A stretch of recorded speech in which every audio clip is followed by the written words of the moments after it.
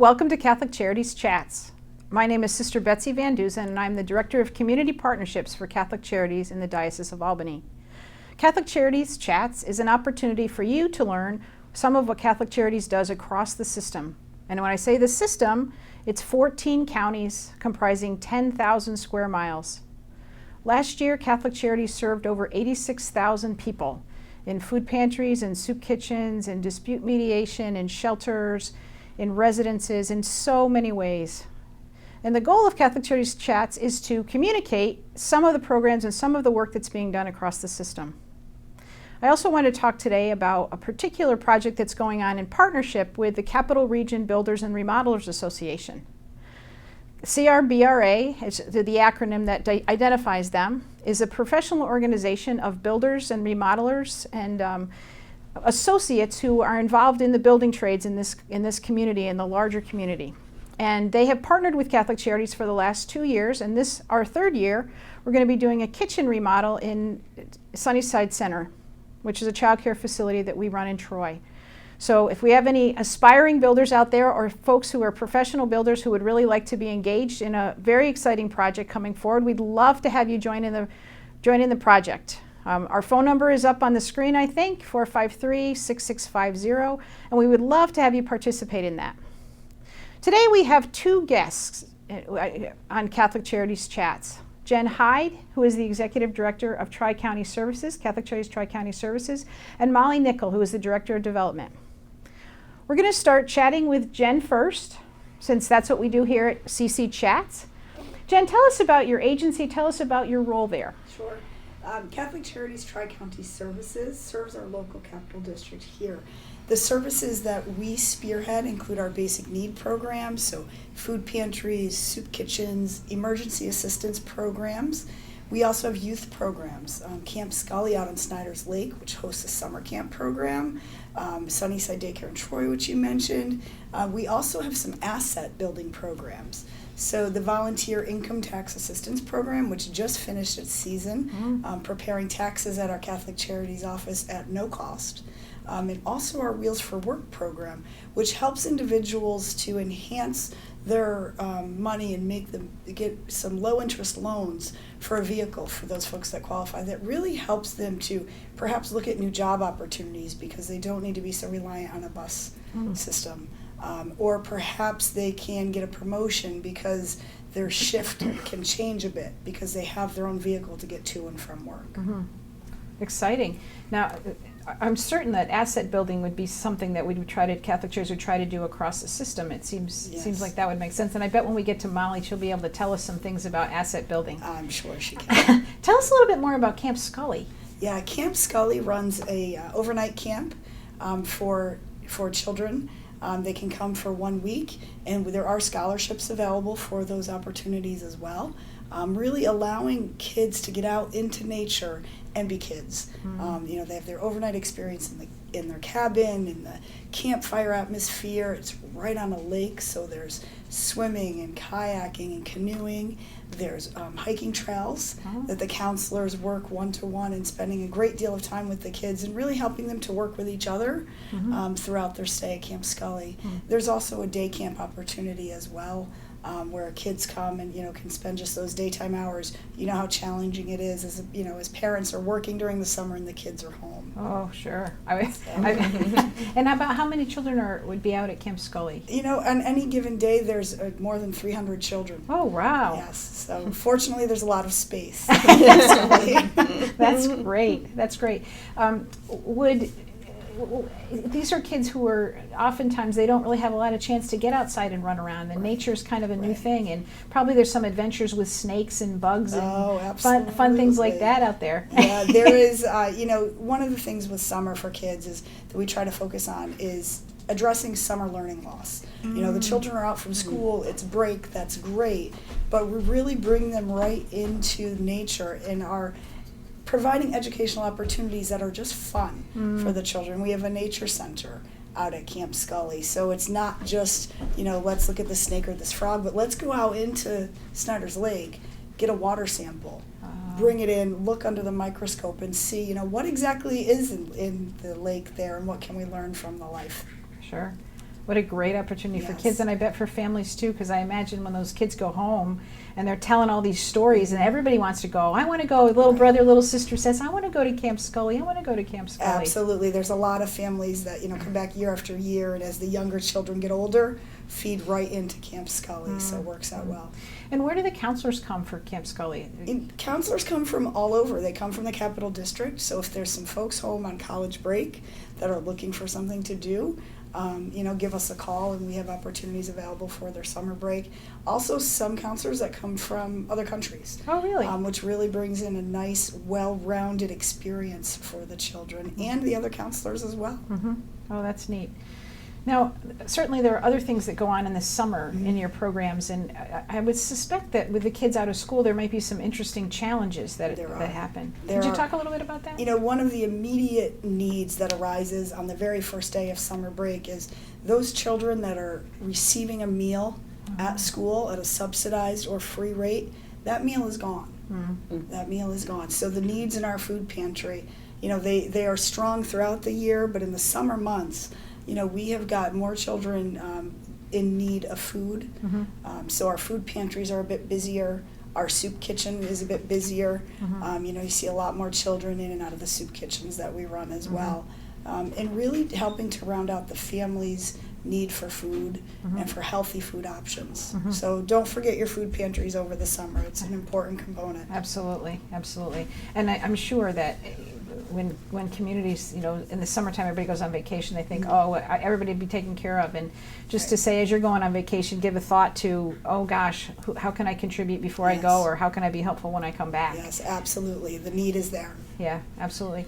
And I understand you've got something new shaking. You got a new project coming up.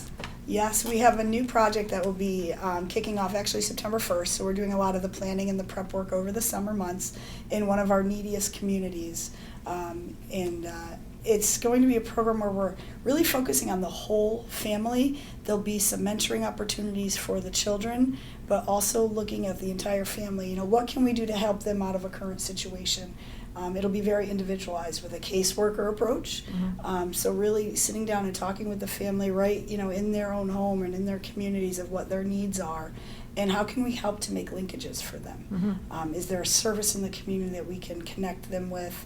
Is there a meeting with the school that perhaps we can go with them to, again, to help establish and strengthen the relationships with the schools and with the other community providers for that family? So we're excited. Yeah, and it sounds like that would really, it sounds like it could be really transformative. Yes, absolutely.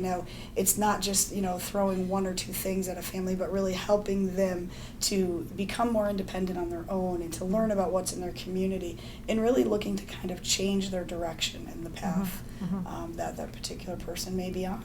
And it sounds like open up options to them as well, and and see possibilities, and maybe Correct. for the children to be able to meet people and know people who are from different careers, and to see other options, to say, oh my gosh, I never thought about being a forensic scientist. Right. And through the mentoring opportunities for the children, just that chance to have, who doesn't need one more caring adult in their life? We all do.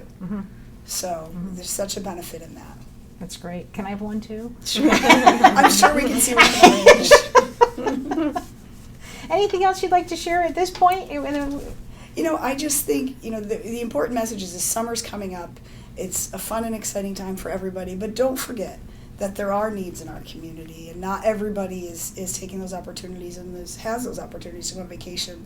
Their bigger needs may be, what type of food can I put on my child's plate tonight? And, so please don't forget those, and, capitalize on the things that are out there at our Camp Scully that's available. So.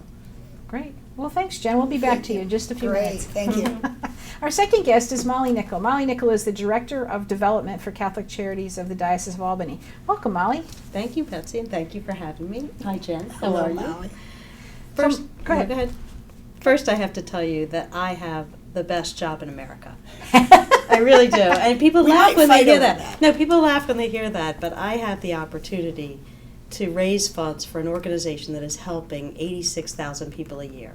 People who are in dire need, people who are in desperate circumstances.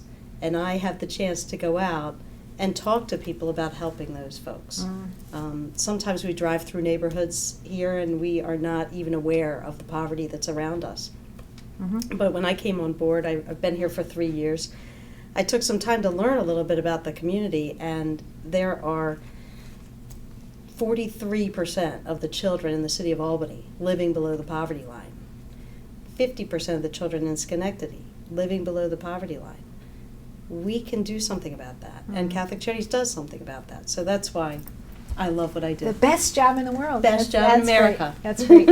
What Yeah. kind of opportunities do people have if they wanted to be connected to Catholic Charities or assist Catholic Charities? What kinds of things could they do? Yeah, there are so many things. There are some people who want hands-on experiences. So we have many, many volunteer opportunities where they can come in and really learn about the communities and really help people directly, either serving food at a food pantry or a soup kitchen, or helping out at one of these camps, or even working on a garden in the middle of the city that helps people get fresh produce, right? We have gardens in our own home. Why can't we spend a little bit of time doing that in the city? So there are people who want to do hands-on.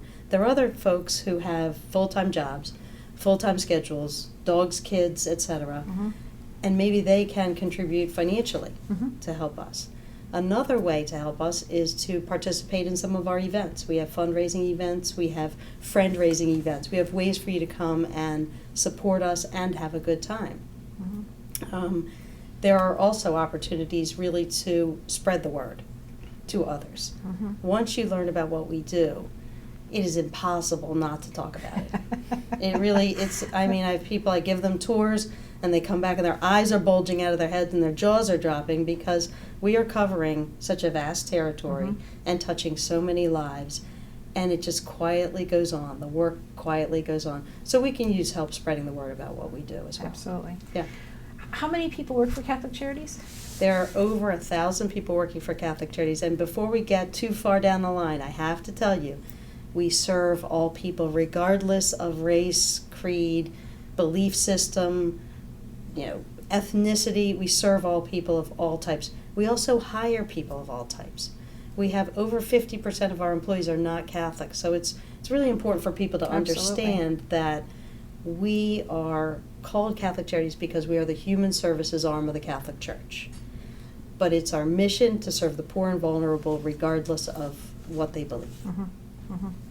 Great. So you mentioned something about some events coming up. Yes. So tell us a little bit about the events coming up. We have 2 major events coming up. One is a golf tournament that we are in collaboration with Unity House on. It's being held at Schuyler Meadows on June 1st. We still have tea times available in the morning. The afternoon slots are being filled up, but it is a great day out and a great way to support 2 organizations who are helping the poor and vulnerable. The second event is what we call our signature event. It's Night at the Museum. We have over 400 people come to the 4th floor of the State Museum. It is good food, good beverage, good speakers, a nice band, and all in support of Catholic Charities. Now, last year, through this event, we were able to raise $138,000. Oh, and that is to support the work that we do. This year, we're trying to raise $150,000. So if you have not yet bought your ticket, go online. There's a website on the screen, I think, where you can click and buy your tickets. Yeah. Yes, that's great. And that's June 18th. June 18th. And isn't there also a carousel up there? There is a carousel, and people have been known to ride it. No matter what they're wearing, they're riding the carousel and having a nice time. Yes.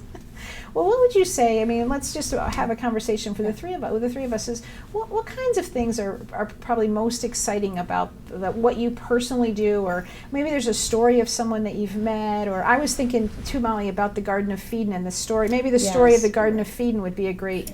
Right. Well, this really brought together all of the things that Jen and I have been talking about. We have a soup kitchen on Livingston Avenue. And the soup kitchen gets its produce and gets its food through many, many donations from many community partners, including the Food Bank, the Food Pantries Association, our grocery stores, restaurants. People are very generous. But fresh produce is always an issue and a challenge. There was an empty lot next to the soup kitchen that was really not being used for anything. It really was full of some construction waste and things like that. A family that was involved in the soup kitchen decided to take that on as a project. and they tilled the earth. They brought in topsoil. They brought in plants and rototilled and got everything going. And now, we call it the Garden of Feedin. We're able to grow fresh produce that provides the soup kitchen with lettuce and tomatoes and basil and kale and all kinds of wonderful And things. collards, I think. And collards, right, right. And on top of that, the folks in the neighborhood, sort of the unintended consequence is the folks in the neighborhood took a real interest in this garden and are coming in and helping us water and weed, and it's a true community garden. It is not a Catholic Charities garden. It is the community garden, and if they want a tomato, they can take a tomato. So we really feel like we're providing a lot to that whole neighborhood. That's great. Yeah. That's great. Yeah. You know, for me, every day is like a miracle. Somebody's story is there every day, and their life can change every day. I recently spoke to a woman in one of our food pantries, and she said that she had been coming to the food pantry, for a few months in a row, and life was just really hard. She was a single mom, and she's taking care of her daughter, her son, as well as her sister who suffers from a mental illness. And she said, many nights I laid in bed just wondering, am I going to pay my electric bill, or am I going to feed my family?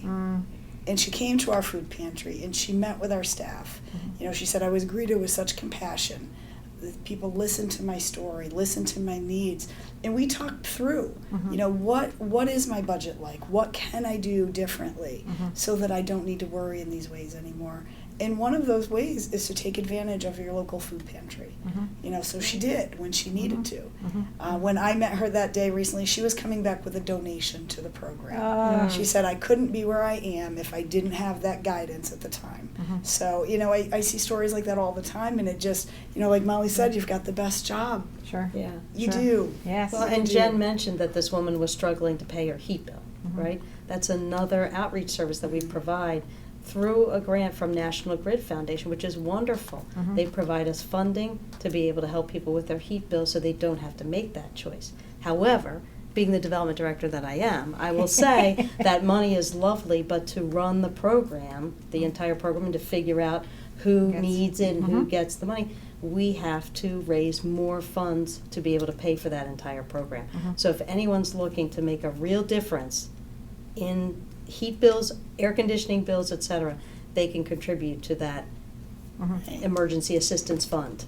Right. And you make a good point, the air conditioning bills. Some people would say that, air conditioning is optional, people don't need air conditioning, but there really are reasons why people really do need air conditioning. People with asthma, senior citizens. Medical reasons. Yeah, and one of our, we talked about the focus on the poor and the vulnerable. Well, who are the vulnerable? They are the children, they are the senior citizens, they are the developmentally disabled, and people with chronic diseases. Those are the people who need our help, and we as a society need to provide that. Yes. So it takes a village. Right. It does take a village. And a lot of times too, I believe folks may see these concerns as inner city. And they're not just inner city concerns. I mean, we serve, when you say 14 counties, it's not just the cities, it's the county. Absolutely. So the rural needs are perhaps a little different in that maybe they're not struggling with National Grid. They're struggling to pay to put oil in their tank to heat their houses, especially this past winter when it was so cold, burned through so much oil. Yes. So, the needs are the same, how they are addressed are a little bit differently. Right. And even here in the Capital District, we have many, many rural communities. Yes, we do. have some inner city communities that we're very present in, but rural communities up in the hill towns, out in Rensselaer County and eastern Rensselaer County, and their needs are a little bit different. There's a lot of transportation needs that we are not able to meet all the time. So assistance there is always helpful. Yes. And it's certainly about partnership. I mean, to really to put our heads together and with other organizations, Unity House certainly in the golf tournament, but in so many other ways, and to really be able to create partnerships that make sense for everybody, to say there's a lot to do, there's a lot to do, and we don't need to be working on taking out our territory. There's let's you do this piece, I'll do that piece, you do this piece. The program Jenn referred to earlier in the inner city neighborhood where where we're doing mentoring and wraparound case management services. That's a perfect example of partnership. We're partnering with big brothers and big sisters to do the mentoring. We're partnering with the school system to help the children. And the basic end result is we are going to work on the non-academic barriers to success. Because you can't learn STEM education if you don't know where your next meal is coming from. Yes. Right? Yes, or that home is not it's not quiet. You can't sleep, and all those issues. Right. Where am I going to lay my head tonight? Yes, yes, and I can't study for math. And it becomes it's a really interesting time in all the conversations at the state level and the national level about education and who should be responsible and who's being held accountable for education. And I think these poor kids in the cities or who are really struggling. They didn't get to eat tonight. They're going to school and they didn't get to eat because their program got cut, and then they're expected to be successful in school, and it's like, and if they're not, then it's the teacher's fault, and not to get political in any way, but just to simply say it's just hard for me to see when you know the children and families, it's hard to see how that seems very fair. And then connecting those dots it's difficult. It's like, okay, but he didn't get to eat. Tommy didn't get to eat last night or this morning. He's not really clear-headed your concentration really goes right down to that bottom layer of the pyramid. It's survival. Yes. It's how am I going to eat? How am I going to sleep? How am I going to stay warm?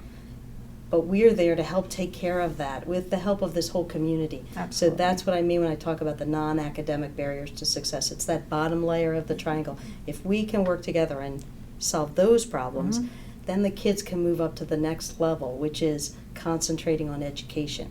And what are the two ways out of poverty? Education and jobs. That's it. But you have to solve that bottom layer of the pyramid before you can concentrate on education and jobs. That's right.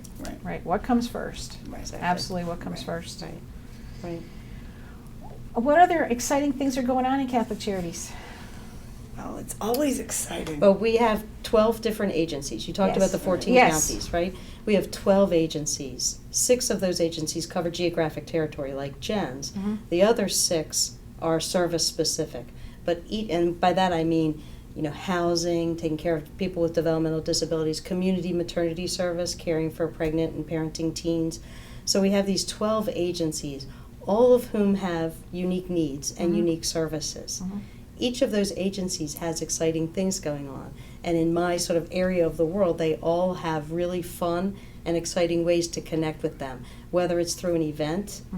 This summer in Delaware and Otsego County, I think they're having a couple of summer programs in Cooperstown, which is a lot of fun.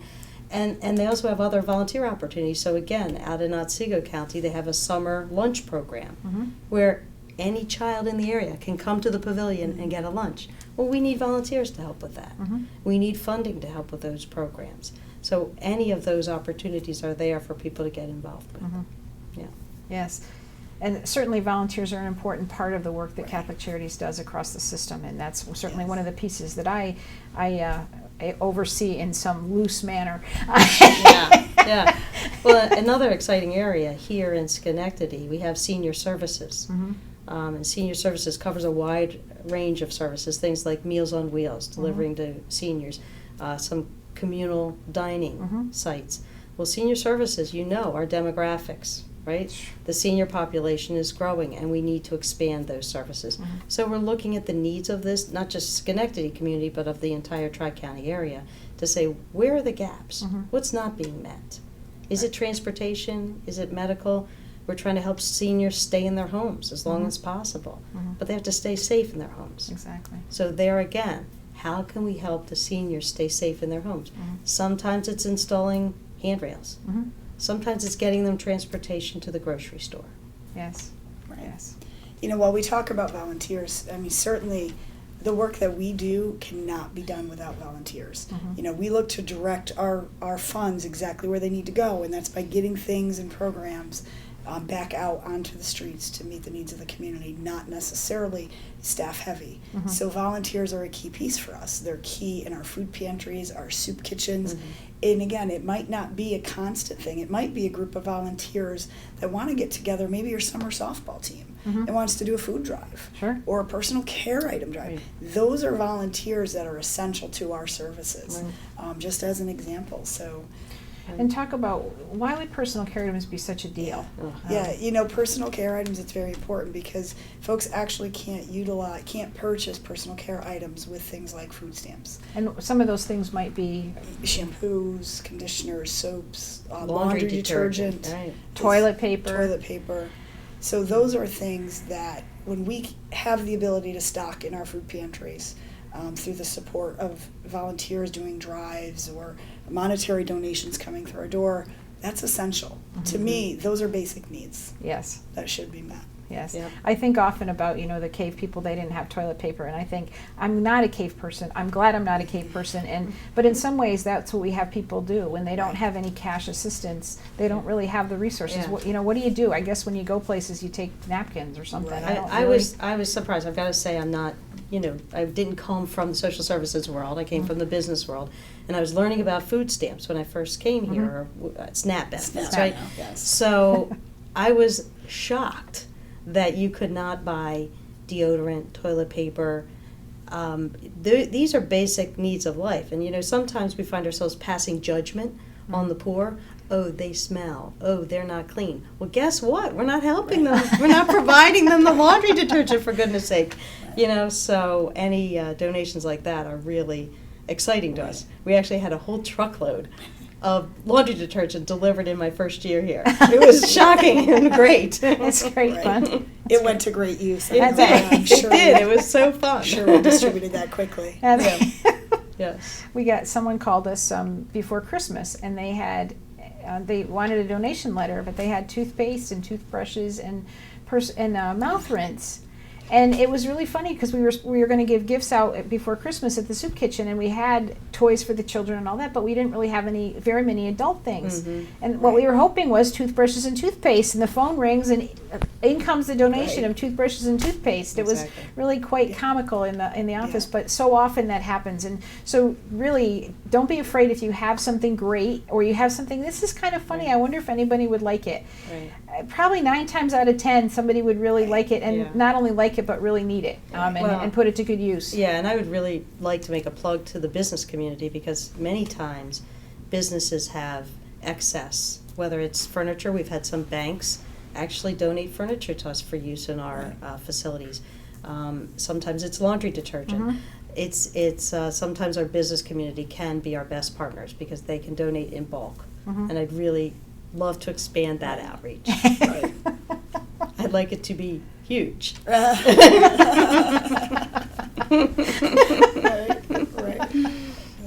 Yeah. In the drives that we do too, we talk a lot about food, but there are programs that we run at Christmas time around the holidays so that we can try and provide a nice holiday meal to a family, as well as some toys and gifts for the children. Back to school. School's not even out yet, and I'm already starting to plug, every child should go to school with the tools that they need to learn. The notebooks, the pens, the pencils, the calculators. So I'm already, school's not out yet, but very soon we're going to be. But I mean, Jenn's program, instead of sort of handing a child a backpack and handing them a notebook, what they do is gather supplies and donations, and then the child and his parent can select the backpack and the supplies that they need, so they're not getting things that they don't need or that they don't like or that they're not going to use, and they get to have a personal enriching experience of choosing their own notebooks and choosing their own backpack. Absolutely. Absolutely. And choice is such an important part in the work that Catholic Charities does, and because choice allows dignity, and dignity is such an important part of who we are and who we desire to be, and really that's the difference in terms of how people are treated, and when someone leaves us, were they treated with dignity? Do they feel good about the encounter? And that's such a critical part of the work that you all do every day and that we do every day. And it's so great to have the opportunity to share it with a wider audience. So thank you very much for joining me on this SACC Chats. And we'll keep hearing about other programs that are going on. And I think we'll just do another little plug for... Yeah, don't forget, Night at the Museum, June 18th. Buy your tickets online. And we have a raffle for Yankee Red Sox baseball tickets, all available online. That's www.ccrcda.org. So thank you so much for joining us for SACC Chats. Thank you, Jenn Hyde, Executive Director of Tri-County Catholic Charities Services, and Molly Nicol, Director of Development for Catholic Charities. Thank you. Thank you.